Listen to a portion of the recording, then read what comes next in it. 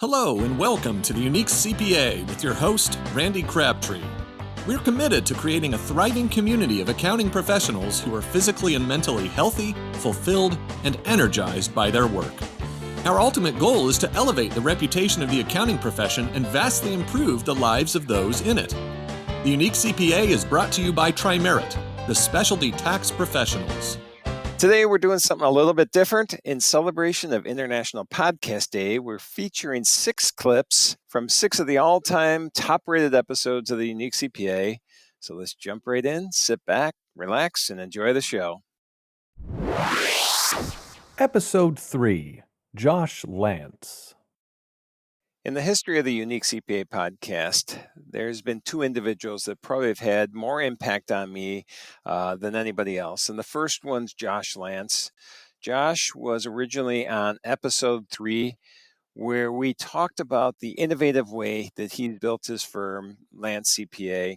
Unfortunately, Josh passed away last year, but Josh's memory will stick with me because I think in general, the topics that I talk about on this podcast ever since meeting Josh all revolve around the conversation on episode 3. You'll hear some of this trailblazing work that he did, the way he was innovative in the profession in this clip. Enjoy.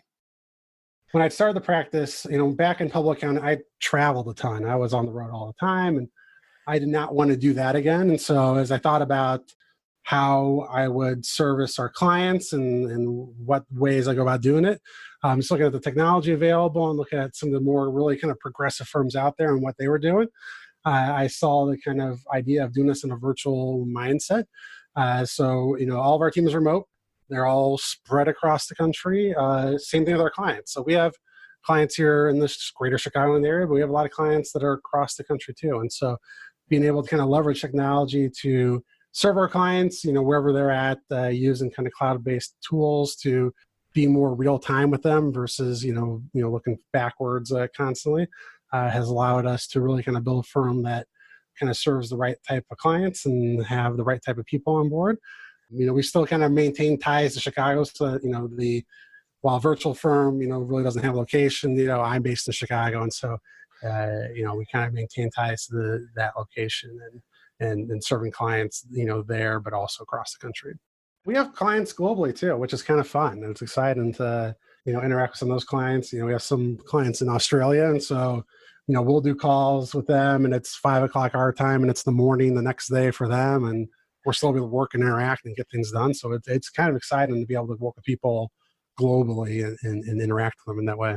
It's been pretty, I wouldn't say easy to get people on board, but it's, being virtual and having a remote team has definitely allowed us to kind of expand the type of people we try to hire and get the right people we want on board. People can kind of work when they want to work. We basically kind of establish, deadlines of when things need to be done and when things need to be get out to clients, but people can work, whatever works best for them. So we have a lot of people who have, kids in school. And so they'll work while their kids are in school and maybe work some at night or on the weekends or whatever kind of fits best in their calendar. But it's really allowed us to really attract really good people as a result of that, because we're offering something that most accounting firms don't offer or don't offer well. When I was in public accounting, my firm I was at, they started like kind of a flex time work arrangement type deal. But when it actually kind of played out in practice, those employees are kind of treated as second-class citizens, and the kind of boundaries there always got broken, and so it didn't work well. So having being this kind of virtual model allows us to really have kind of a good parameters of having remote work really well, and like I said, it gets us really good talents. Episode 54, Allan Koltin. So this next clip will be Allan Koltin and myself speaking back in November of 21. Allan really needs no introduction. I'm sure everybody listening to this podcast has heard who Allan is in the past, but Allan and I were talking about private equity. This was after one of the very first large private equity deals happened in the profession back in late 21. So Allan and I went over that. got his take on what's happened in the profession, his predictions, which will be really interesting to hear the predictions he made and what's happened, because he told us there was going to be a lot of private equity transactions happening. And I think his predictions were probably right on, but we will learn that together shortly. He also talked about the importance of bots. We really weren't using the word AI yet, but it's pretty interesting to see what Allan was predicting will happen in the profession. As you know, Randy, most accounting firms today will tell you getting business is not a problem. Right. Figuring out how to get the work done is darn near impossible. So you have the perfect storm. You have firms in need of capital. You have a generation of baby boomers, as you know, this decade, more are going to retire than the last 3 decades combined. You have a major transformation of the platform of public accounting, just called simply compliance to consulting. And in that compliance, not only is there going to be evaporation of compliance due to the bots, machine learnings, and blockchain and all those things, the marketplace is saying, I'm only going to pay so much for compliance work, but I will pay a lot of money for value-added type services. Yep. So private equity, the one thing I think they learned is we're not going to buy your whole business. We can't, because as alternative practice structure, non-CPAs can't own a audit firm. So similar to what H&R Block did with RSM, similar to what American Express did with some of the firms they acquired, similar to what CBIZ did. CBIZ to me, of those 3 public companies, was the lone survivor. It's 25 years later. If you've looked at their stock price recently, and you bought CBIZ stock 5 years ago at 6, I think it closed yesterday at 36. Wow. I mean, they have figured out how to have outside ownership within an accounting firm. Now, all that said, what private equity is looking to do is they break the companies apart, audit, we'll call it in the case of Eisner-Amper LLP. And then tax and consulting is, Eisner-Amper Advisory or something like that. Everyone in the organization has business cards and is a part of the tax and consulting, unless you're just strictly audit. Then you're going to be on the other side of the house. Candidly, it's what gives a comfort to the regulators, right, just because of impairment of independence. Truth be known, many of the people that are going to do the work on the audit are leased from the advisory practice over to the audit practice. That's what I thought. And, there's a management fee then that goes from the audit practice back to the tax and consulting business. Episode 144, Tim Petrey. In this next clip, you hear a conversation between Tim Petrey and myself. Tim was actually managing partner, or is managing partner, of a firm that went down the PE path, a little bit smaller firm than what Allan and I were talking about in the last clip, but what Allan had alluded to would be happening in the profession. Tim explained how this whole private equity transaction worked and why it was beneficial to him and everybody that works at his firm, H.D. Davis. And in this clip from about 7 months ago, he extols the benefits he's seen from this partnership.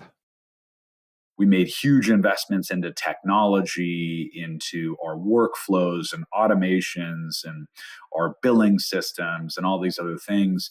And we knew that the investments were just going to need to continue to increase in order for us to truly capture the opportunity that was in front of us.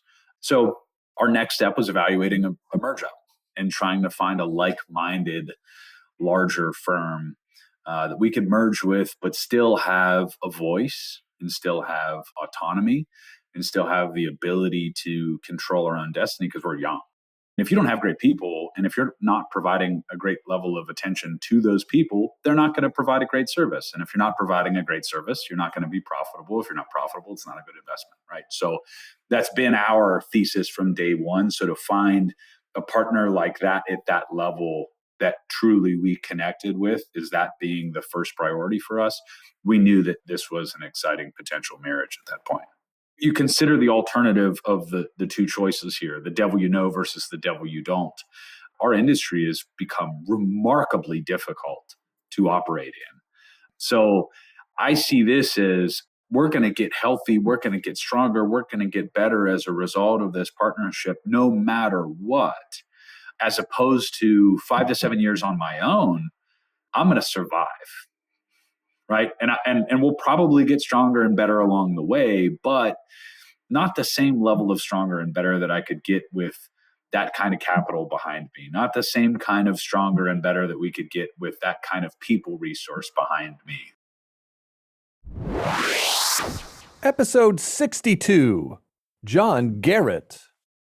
As I mentioned before the Josh Lance clip, there's been two individuals that have probably had a bigger impact on me than any others. And the second is John Garrett.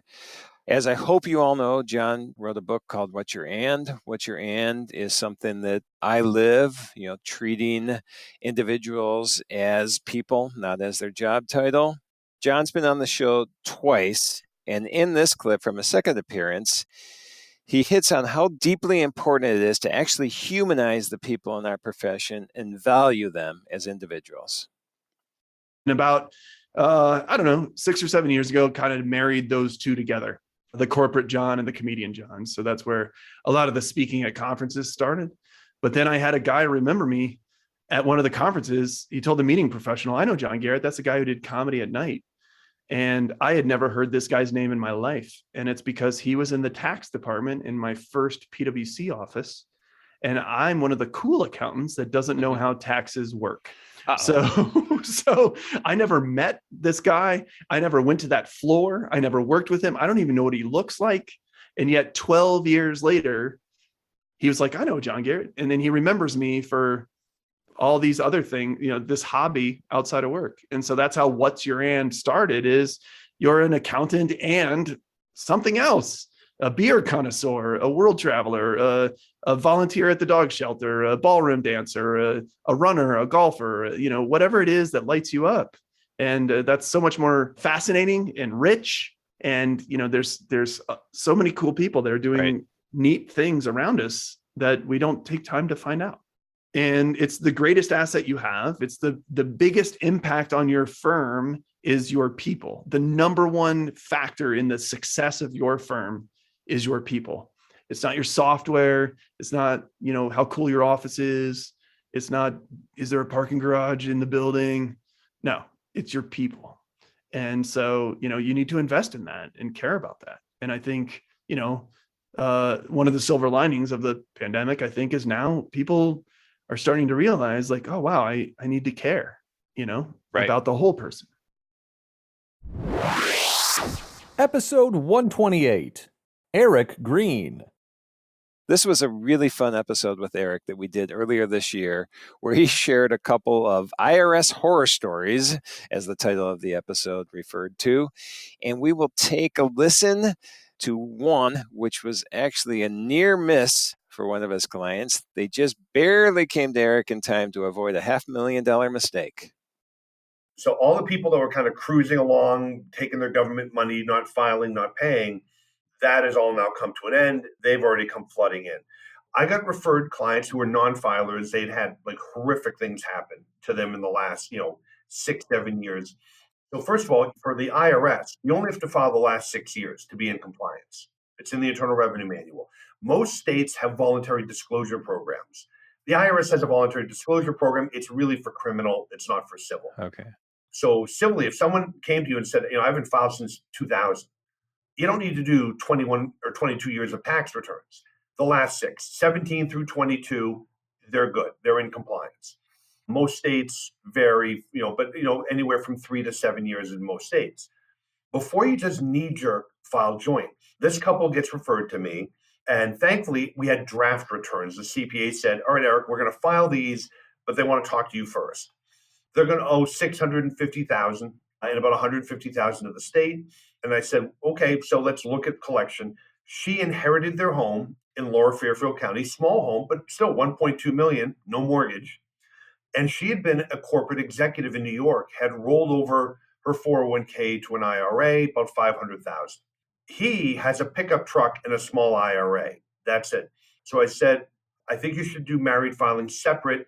She is a stay-at-home mom. They have a special needs child. He's a self-employed salesman. Call the CPA. And I said, look, run these married filings separate and let me see what the numbers are. So he called back and he said, now we're up closer to 800,000. So we're going to do joint. And I said, no, we're going to do separate. And he said, why would you do that? You're going to cost them 150,000. I said, no, I'm going to save her 650,000. She can pay. She's got a house worth 1.2, and cashing in the self-directed IRA, she can come up with 350,000 just like that. So they're going to end up full paying this. If we do married filing separate, now I'm in Connecticut. If you're in a community property state, it gets a little more complicated.